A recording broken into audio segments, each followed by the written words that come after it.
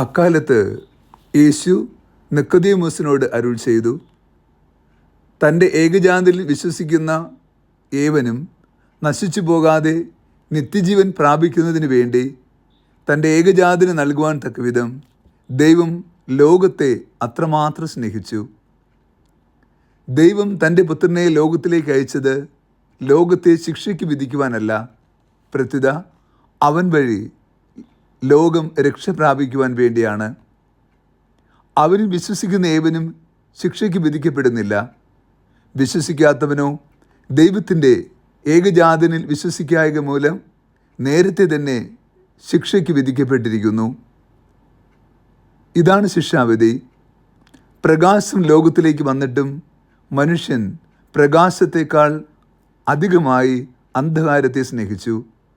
കാരണം അവരുടെ പ്രവൃത്തികൾ തിന്മ നിറഞ്ഞതായിരുന്നു. തിന്മ പ്രവർത്തിക്കുന്നവർ പ്രകാശത്തെ വെറുക്കുന്നു. അവൻ്റെ പ്രവൃത്തികൾ വെളിപ്പെടാതിരിക്കേണ്ടതിന് അവൻ വെളിച്ചത്ത് വരുന്നുമില്ല.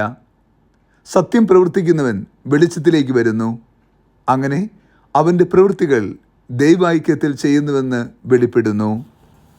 ഈശോയിൽ ഏറ്റവും സ്നേഹമുള്ള പ്രിയ ദൈവമക്കളെ, ഈ വിശുദ്ധ പ്രഭാതത്തിൽ നാം ദൈവത്തിരുസന്നിധിയിൽ പ്രാർത്ഥനാപൂർവമായിരിക്കുമ്പോൾ സത്യപ്രകാശത്തിൻ്റെ ആത്മീയത ധ്യാനിക്കാം. ഇന്നത്തെ സുവിശേഷം ഏറ്റവും ഹൃദ്യമായ ആത്മീയ ബലം ദൈവമക്കളായി നമുക്ക് നൽകുന്നു. ദൈവം ഭൂമിയെ എത്രമാത്രമാണ് സ്നേഹിച്ചത് എന്ന് ക്രിസ്തു പഠിപ്പിക്കുന്ന പാഠമാണത്. തൻ്റെ ഏകജാതന് നൽകുവാൻ തക്കവിധം ദൈവം ലോകത്തെ അത്രമാത്രം സ്നേഹിച്ചു. അതിരുകളില്ലാതെ, അതിർവരമ്പുകളില്ലാതെ നിസ്സീമമായി ദൈവം നമ്മെ സ്നേഹിച്ചു. യഥാർത്ഥത്തിൽ ഇന്നത്തെ സുവിശേഷത്തിൽ ലോകം എന്ന വാക്കിന് പകരം നമ്മയുടെ ഓരോരുത്തരുടെയും പേര് ചേർത്ത് വായിക്കപ്പെടേണ്ടതാണ്. അപ്പോഴാണ് ആ വചനഭാഗം അർത്ഥപൂർണമാവുക. ദൈവം തൻ്റെ ഏകജാതന് നൽകിയത് നമ്മുടെ ഓരോരുത്തരുമുള്ള പ്രത്യേക സ്നേഹത്തിൻ്റെ അടയാളമായിരുന്നു. എങ്കിലും പ്രകാശത്തേക്കാൾ അധികമായി ലോകം അന്ധകാരത്തെ സ്നേഹിച്ചു. അതുകൊണ്ട് അവർ പ്രകാശത്തെ വെറുക്കുകയും സത്യപ്രകാശമാകുന്ന ക്രിസ്തുവിനെ അവർ മാറ്റി നിർത്തുവാൻ പരിശ്രമിക്കുകയും ചെയ്തു.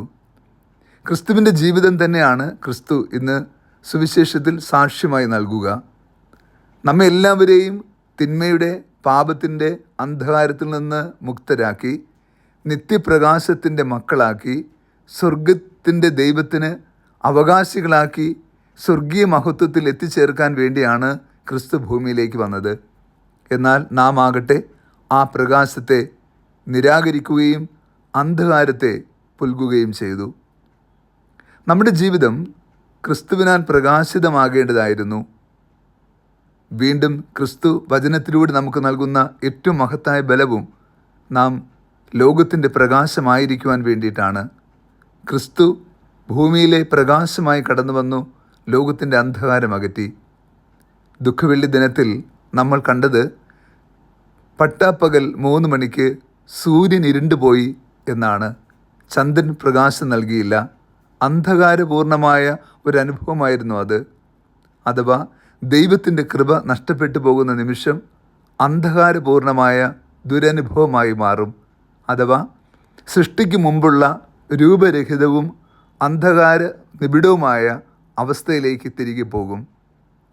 ക്രിസ്തുവിൻ്റെ ഉത്ഥാനമാണ് ഭൂമിക്ക് വീണ്ടും ആ പ്രകാശം തിരികെ നൽകപ്പെട്ടത്. അങ്ങനെയെങ്കിൽ ക്രിസ്തുവിൻ്റെ ഉത്ഥാനത്തിൻ്റെ ഈ കാലയളവിൽ നമ്മൾ സത്യപ്രകാശത്തിൽ നിലകൊള്ളുകയും അന്ധകാരത്തെ വെറുക്കുകയും വേണം. പാപത്തിൻ്റെ മറ്റൊരു പേര് കൂടിയാണ് അന്ധകാരം. നാം ക്രിസ്തുവിന് ഉള്ളവരാണെങ്കിൽ പാപത്തിൻ്റെ വഴികൾ ഉപേക്ഷിച്ച് ക്രിസ്തു സ്നേഹത്താൽ പ്രേരിതരായി ഭൂമിയിൽ പ്രകാശത്തിന് ചേർന്ന വിധം ജീവിക്കുവാൻ കടപ്പെട്ടിരിക്കുന്നു. നമ്മുടെ വ്യക്തി ജീവിതത്തിലെ പാപപങ്കുലമായ അഥവാ അന്ധകാരപൂർണമായ ചെയ്തികളെ ഉപേക്ഷിക്കുവാനും സത്യപ്രകാശമായ ക്രിസ്തുവിനെ സ്വന്തമാക്കുവാനും നമ്മൾ പരിശ്രമിക്കുക തന്നെ വേണം. ഈ വിശുദ്ധ ദിനം നമ്മെയും പ്രകാശപൂരിതരാക്കുവാൻ കർത്താവിൻ്റെ വലിയ കാരുണ്യത്തിനായി പ്രാർത്ഥിക്കാം. കർത്താവ് നിങ്ങളോട് കൂടെ. സർവശക്തനായ ദൈവം പിതാവും പുത്രനും പരിശുദ്ധാത്മാവും നമ്മെ ഏവരെയും സമൃദ്ധമായി അനുഗ്രഹിച്ച് ആശീർവദിക്കുമാറാകട്ടെ. ആമേൻ.